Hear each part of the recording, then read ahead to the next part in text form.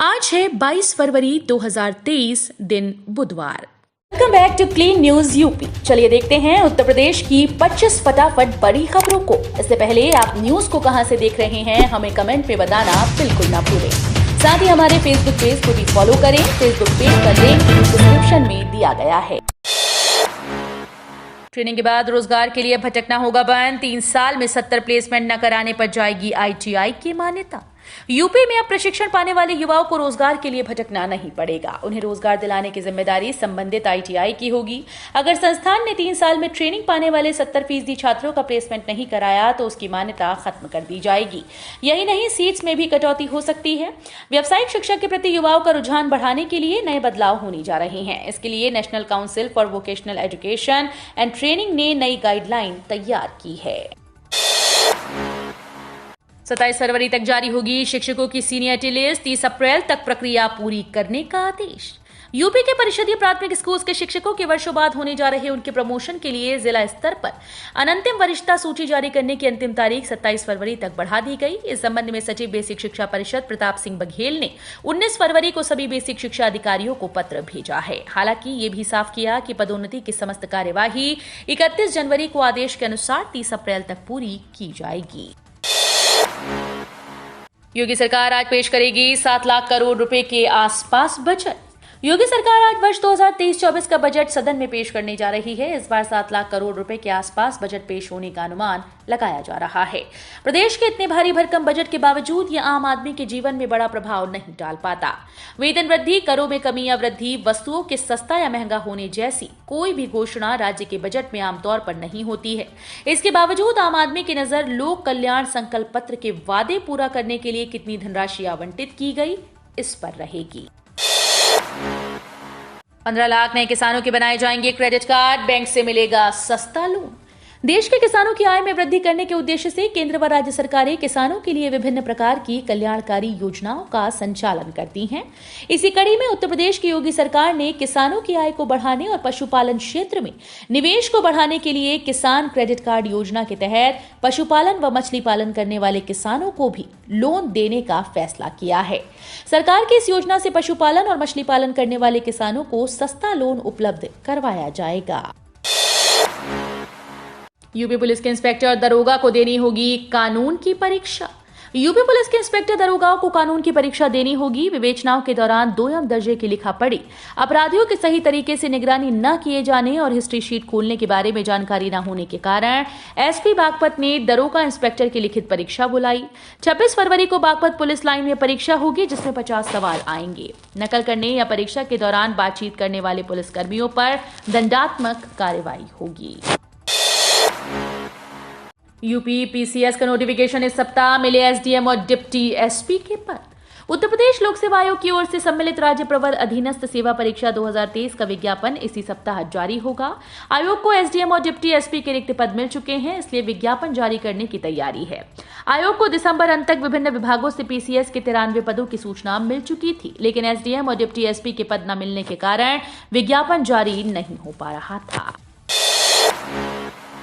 हृदय रोग विभाग में खाली बेड्स पर पीएमओ ने मांगी रिपोर्ट। सीएमओ को 1 मार्च तक का अल्टीमेटम। बीएचयू अस्पताल के हृदय रोग विभाग में खाली बेड्स पर मरीजों को भर्ती करने के मामले में कोई फैसला नहीं हो सका। इससे संकट बरकरार है।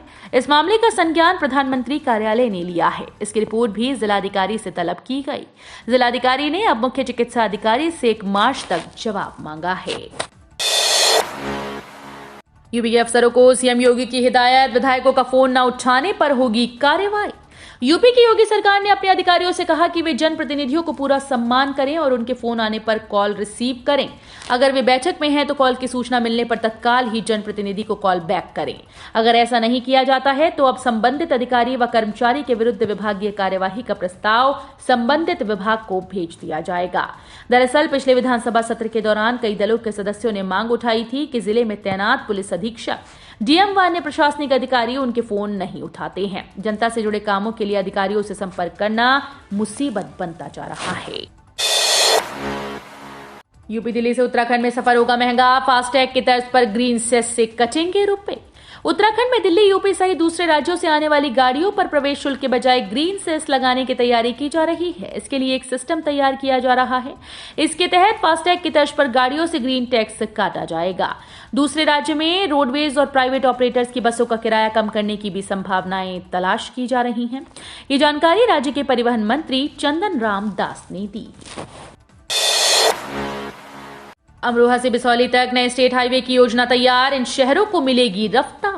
मंडल को नए स्टेट हाईवे की सौगात मिल सकती है। मुरादाबाद मंडल के नक्शे पर अमरोहा से बदायूं के बिसौली तक नया राजमार्ग उभरेगा। नए हाईवे से वाहनों को जाम से निजात मिलने के साथ ही आवाजाही में सुविधा होगी। साथ ही नया स्टेट हाईवे शहर के अलावा गांव में विकास के नए दरवाजे खोलेगा। नया हाईवे मुरादाबाद जनपद के बिलारी, संभल के चंदौसी और बदायूं जिले के बिसौली क्षेत्र के लोगों को लाभान्वित करेगा। हाईस्कूल गणित के पेपर में 1.68 लाख से अधिक ने छोड़ दी परीक्षा। यूपी बोर्ड परीक्षा में नकल माफिया पर नकेल कसने के लिए लंबे समय से कवायद चल रही थी। मंगलवार को हाईस्कूल गणित के प्रश्न पत्र को लेकर एक दिन पहले से परीक्षा केंद्रों पर सतर्कता बढ़ाने का निर्देश शासन की तरफ से दिया गया। ऐसे में परीक्षा के दौरान केंद्रों पर जिलों के आला अधिकारी लगातार निरीक्षण करते रहे। प्रदेश में हाईस्कूल गणित की परीक्षा में 1.5 लाख से अधिक परीक्षार्थी अनुपस्थित रहे। मंगलवार को पहली पाली में हाईस्कूल गणित की परीक्षा को लेकर सॉल्वर गिरोह पर लगातार जांच टीम्स नजर बनाई रही। परीक्षा को शुचितापूर्ण तरीके से कराने के लिए बोर्ड के अधिकारी कंट्रोल रूम से लगातार प्रदेश भर के शिक्षा अधिकारियों के संपर्क में रहे। 22 ट्रेन निराश, 2 लाख यात्रियों के रेल सफर पर लगा इमरजेंसी ब्रेक। होली जैसे महत्वपूर्ण त्योहार के बीच करीब 2 लाख रेल यात्रियों के सफर पर इमरजेंसी ब्रेक लग गया। मल्हौर से डॉलीगंज के बीच 16 किलोमीटर लंबी रेलवे लाइन बिछाई जा रही है। इस कारण सोमवार से 10 दिनों के लिए गोरखपुर से लखनऊ आने जाने वाली 22 ट्रेन निरस्त कर दी गई। इस बीच गोरखपुर से लखनऊ के लिए रोजाना सिर्फ एक ट्रेन कृषक एक्सप्रेस ही चलेगी। हज आवेदन की वेबसाइट में हो रही दिक्कत, 10 से भरे जा रहे फॉर्म, लेकिन अभी तक कितने लोगों ने किया आवेदन। वेबसाइट की गति धीमी होने से हज आवेदकों को परेशानी हो रही है। सर्वर स्लो होने की वजह से कवर नंबर भी जनरेट नहीं हो पा रहे। अब तक जिले में 700 आवेदन फॉर्म ही भरे जा सके हैं। आसपास जिलों में भी लोग आवेदन के लिए परेशान हैं। हज यात्रा 2023 के तहत हज फॉर्म भरवाने के लिए बनारस की 3 संस्थाएं पूर्वांचल भर के आवेदकों की मदद में लगी हैं। आवेदकों का कहना है कि वेबसाइट शुरू के 3 दिनों तक चली ही नहीं। इसके बाद इसमें थोड़ा सुधार हुआ, लेकिन सर्वर स्लो होने की वजह से परेशानी हो रही है। आगरा में बड़े पैमाने पर थाना प्रभारियों के तबादले, शहर से देहात भेजे कई इंस्पेक्टर, बदल गया थानों का नक्शा। पुलिस कमिश्नरेट आगरा में थाना प्रभारियों के बड़े पैमाने पर स्थानांतरण किए गए हैं। पुलिस विभाग में हुए फेरबदल से पूरे शहर और देहात के थानों का नक्शा बदल गया। शहर से कई थाना प्रभारी देहात में भेजे गए, वहीं देहात से कई प्रभारी शहर में भेजे गए। कई चौकी प्रभारियों को थाने का चार्ज मिला है। चादरपोशी केस में पक्षकार बनने को हिंदू पक्ष ने दी अर्जी। अधिवक्ता बोले मजार नहीं, मंदिर की शिला। वाराणसी में काशी विश्वनाथ मंदिर से सटी ज्ञानवापी परिसर में दृश्य व अदृश्य मजार पर चादरपोशी और सालाना उर्स बनाने की अनुमति मांगने संबंधी केस में पक्षकार बनने के लिए राखी सिंह ने अधिवक्ता शिवम गौड़ के जरिए अर्जी दाखिल की। सिविल जज सीनियर डिवीजन महेंद्र पांडे की अदालत में दिए गए प्रार्थना पत्र में अधिवक्ता ने मुस्लिम पक्ष की अर्जी को खारिज करने की भी मांग की। अदालत ने सुनवाई के लिए 28 फरवरी की तिथि तय की है। अग्निपथ भर्ती नियमों में बड़ा बदलाव, आईटीआई पॉलिटेक्निक पास आउट भी कर सकेंगे आवेदन। केंद्र की एनडीए सरकार ने पिछले साल तीनों सेनाओं में जवानों की भर्ती के लिए अग्निपथ योजना का ऐलान किया था। सरकार ने अब अग्निपथ योजना के तहत भर्ती नियमों में बड़ा बदलाव किया। इसके तहत आईटीआई पॉलिटेक्निक पास आउट आवेदन कर सकेंगे। सेना ने अग्निपथ भर्ती प्रक्रिया में भाग लेने के लिए एलिजिबिलिटी क्राइटेरिया को बढ़ा दिया है। प्री स्किल्ड युवा भी अग्निपथ भर्ती में हिस्सा ले सकेंगे। ITI polytechnic pass out technical branch में आवेदन कर सकेंगे। इससे प्री स्किल्ड युवाओं को विशेष प्रोत्साहन मिलेगा। अयोध्या में खपाई गई ब्लैक मनी, राम मंदिर पर फैसले के बाद बड़ी जमीन खरीद, आयकर विभाग की आईएएस पीसीएस अफसरों पर नजर। अयोध्या और आसपास के इलाकों में पिछले 3 साल में खरीदी गई बड़ी जमीनों का ब्यौरा आयकर विभाग जुटा रहा है। माना जा रहा है कि इस जांच से प्रदेश के कई आईएएस और पीसीएस अफसरों पर शिकंजा कस सकता है। सूत्रों के मुताबिक अयोध्या में राम मंदिर निर्माण का ऐलान होने के बाद बड़े पैमाने पर अधिकारियों और उनके रिश्तेदारों ने जमीन की खरीद की। इसमें कई बड़े भूखंड भी शामिल हैं। आयकर विभाग इन आईएएस और पीसीएस अफसरों द्वारा घोषित किए जाने वाले चल अचल संपत्ति का ब्यौरा भी खंगाला जा रहा है। आधार कार्ड का स्टेटस जानने के लिए UIDAI ने लॉन्च किया नया टोल फ्री नंबर। रिपोर्ट के अनुसार आधार कार्ड नामांकन स्थिति से संबंधित अपडेट प्राप्त करने के लिए ग्राहक 1947 डायल कर सकते हैं। निवासी पहले UIDAI द्वारा IVRS पर निर्मित नई सेवाओं का अनुभव करें। भारतीय विशिष्ट पहचान प्राधिकरण ने अपने आधिकारिक ट्विटर हैंडल में कहा कि निवासी अपने आधार नामांकन या अद्यतन स्थिति, PVC कार्ड की स्थिति या SMS के माध्यम से जानकारी प्राप्त करने के लिए UIDAI के टोल फ्री नंबर 1947 पर 24 घंटे कॉल कर सकते हैं।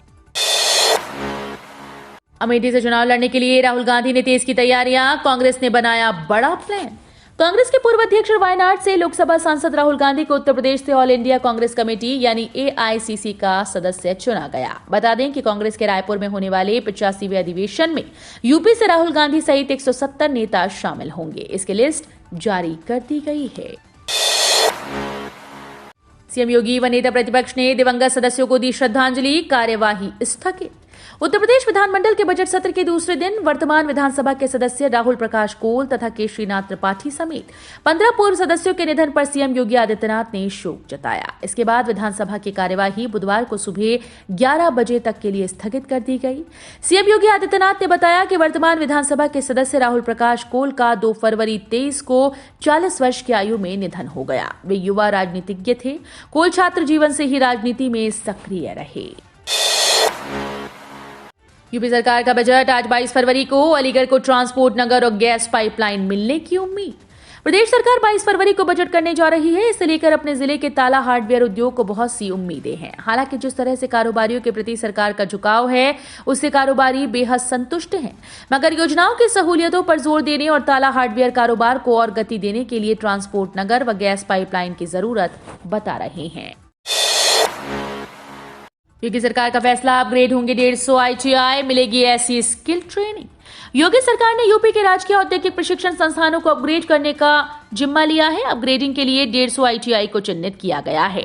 योगी सरकार के इस निर्णय से प्रदेश के हजारों युवाओं को लाभ होगा और वो मौजूदा इंडस्ट्री की जरूरतों के हिसाब से स्किल और रोजगार हासिल कर सकेंगे।